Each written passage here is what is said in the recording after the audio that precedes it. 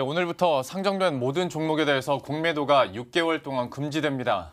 코로나19 여파로 전 세계 증시가 침체기를 맞은 가운데 금융당국이 비상대책을 내놓은 건데요.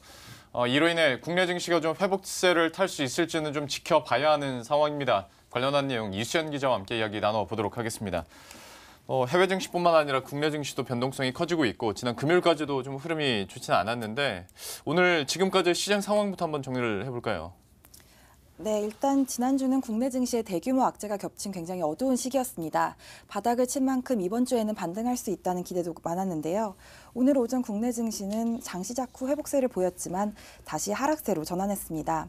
코스피는 2% 가까이 오른 1800선에서 시작했는데 장 초반 외국인과 기관의 매도세로 다시 하락세로 진입했습니다.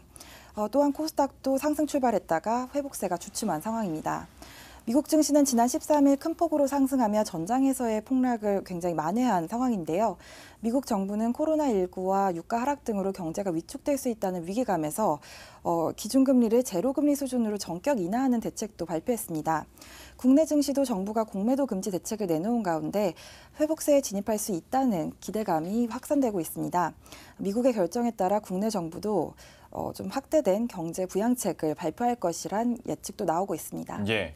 사실 이미 지난주에 금융당국에서는 공매도 규제에 대한 대책들을 내놨고 이 자리에서도 한번 얘기를 했었는데 이번에는 아예 그러니까 6개월 동안 공매도를 금지하기로 규제 수준을 강화한 거지 않습니까? 관련 내용을 좀 구체적으로 정리해 주시죠. 네, 맞습니다. 금융당국은 6개월 동안 공매도를 전격 금지하기로 했습니다. 예. 이 대책은 앞서 공매도 과열 종목 지정제를 강화하는 것보다 한층 강화된 훨씬 극단적인 대책인데요.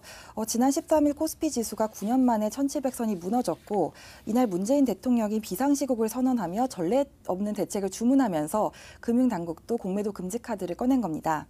은성수 금융위원장의 브리핑 내용 함께 보시겠습니다. 6개월간 유가증권 시장 및 코스닥, 코넥스 시장 전체 상장 종목에 대해 공매도를 금지합니다. 상장 주식 전 종목에 대해 일시적 공매도 금지 조치는 2008년 10월, 2011년 8월에 이은 세 번째 조치로서 최근의 엄중한 상황을 반영하여 금지 기간을 6개월로 설정하였고 6개월 후 시장 상황을 보아가며 연장 여부를 검토하겠습니다. 그동안 한시적 공매도 금지 조치를 내려야 한다는 주장은 꾸준히 제기돼 왔지만 금융위는 공매도 자체의 순기능과 글로벌 증시 상황을 보아가며 결정하겠다면서 이 카드를 굉장히 아껴왔던 그 상태입니다. 예. 그럼에도 불구하고 정부가 이제 이런 카드를 내놓은 것은 코로나19에 따른 증시 위축이 심각한 단계라고 판단한 것으로 볼 수 있습니다. 예. 6개월 동안 공매도 금지라는 규제책을 내놓긴 했습니다만은 시장에서는 어떤 효과에 대해서는 여전히 좀 의문부호가 달려 있는 것 같은데 반응 그리고 업계 반응 특히 어떻습니까? 네, 그동안에도 공매도 금지 조치를 해야 된다는 주장은 꾸준히 제기돼 왔습니다. 네. 이번에도 진작 공매도를 금지했어야 한다면서 이제 뒷북 대책이라는 비판이 나오고 있는데요. 문제는 공매도 금지가 주가 하락을 원천 차단할 수 있는 방안은 아니라는 겁니다. 지난 2008년의 경우에는 공매도 금지 이후에도 주가 하락폭이 30%가 넘었고 2011년에도 추가 낙폭이 8.5% 수준이었습니다. 다만 공매도를 금지하지 않았다면 주가 하락폭이 더 컸을 것이라고 추측할 뿐입니다. 공매도로 주가를 반등시키긴 어렵지만 주가 하락을 일시적으로 부분적으로 방어하는 효과는 있다는 의견이 우세하고요. 무엇보다 정부가 이렇게 적극적으로 증시 대책을 꺼냈다는 점은 긍정적으로 볼 수 있을 것 같습니다. 예. 다만 어떤 증권업계 입장을 봤을 때는 환경 자체는 좀 불리한 쪽으로 가고 있는 거지 않습니까? 증권업계 입장에서는. 네. 이것도 좀 어떻게 얘기들이 나오는지 궁금하고 투자자 입장에서는 그러면 이런 규제책이 계속 나오면서 어느 부분에 포인트를 두고 좀 조심을 해야 됩니까?